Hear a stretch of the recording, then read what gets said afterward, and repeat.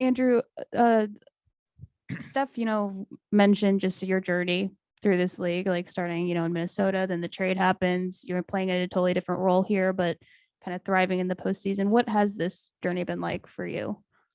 It's been a great one. Been ups, been downs. Now I'm here at the highest peak. In the finals. So it's been a good journey. It's been a long wait, and I'm excited to be here. Andrew, at that trade deadline, when did you hear that the Warriors were a possibility? I'm sure you heard something. Yeah. And were you? I mean, how eager were you? It's like, okay, let's make this happen. There was rumors.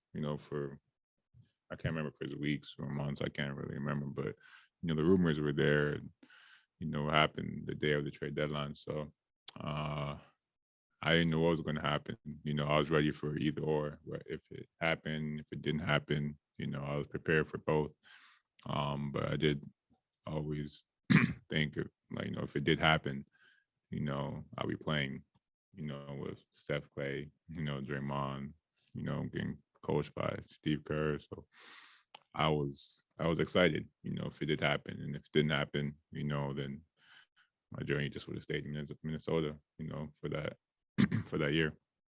Andrew, you've talked about how much pride you take in defending opponents' best players. What makes Jason Tatum a difficult and unique matchup for you? He can score all three levels. One of the best scorers in the league.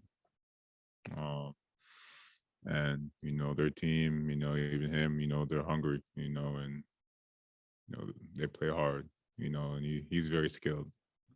So it'll be a challenge. Andrew, as you've gone through this deep playoff experience, what have you found yourself savoring the most? Man, just living in the moment. Just taking it all in. Winning. How every team is different. Every game is a different task. Every opponent's a different task, different style of basketball. But just winning, with this team, with these guys, has been, the most important thing. Draymond was saying that he never turns this off. Like in his mind, he is always, playoffs. What's your style as far as when you're off the clock? Are you still obsessed with hoop, or do you find a way to put things in different compartments? Definitely still obsessed. It no matter what you do in your life right now, or my life, like, it's basketball. Your world revolves around basketball, and that's something I enjoy.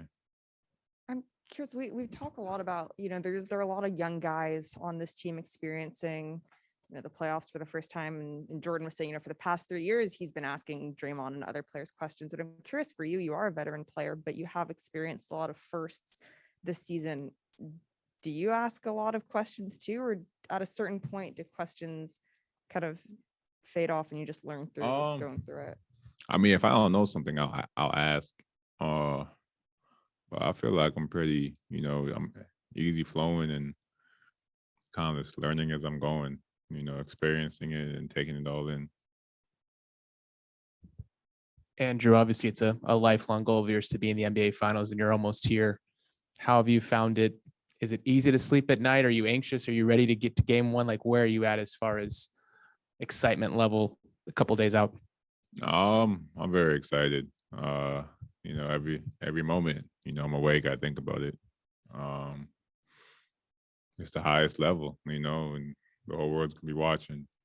And we have a chance to do something very special here, so I'm excited.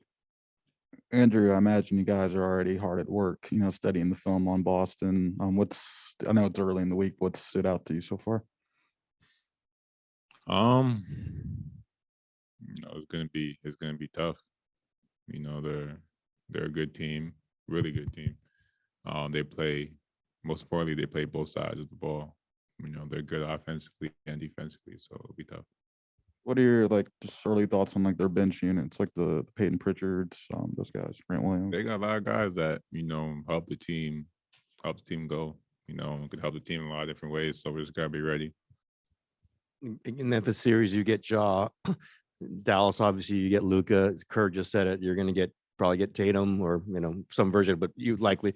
Do you even have to wait for that, or do you pretty much know I'm going to get that guy every single time? I know, what feels like it comes with it. I love playing defense. I think I'm good at it. And I love taking on the challenge. Tatum, Brown, they're the best offensive players on Boston. So it's something I look forward to. Those are really, really great players, skilled, can really score the ball. So I just love taking on the challenge. You say you love play. How much better are you defensively now than you were in Minnesota? I feel like I was still, I don't know what the numbers say, but I feel like I was still good defensively in Minnesota. I still guarded the best player, every night. I just feel like I'm around. There was a year in Minnesota when we had Jimmy, we had Teague, everybody, and I feel like we were a lot better defensively. That was probably the best defensive team I've been on when I was in Minnesota. But other than that, just being here, being around, Draymond and, other people like, Clay and, Mike Brown, that have maybe helped me understand the smaller parts of it. Andrew, you mentioned at some point during the Mavs series that your focus first was to really lock in defensively and to shut down Luka Doncic, and then to do what you can do on the offensive end of the floor. Is that kind of the similar mindset or a similar approach you plan on taking in Boston? Is that kind of always your approach, to focus on defense first? Because that's, offense is gonna come, and some days, some games you're gonna hit shots, some games you're not. But defense is something you can always control. How hard you work on defense, if you're doing the right things, you're in the right positions. So that's something that won't change.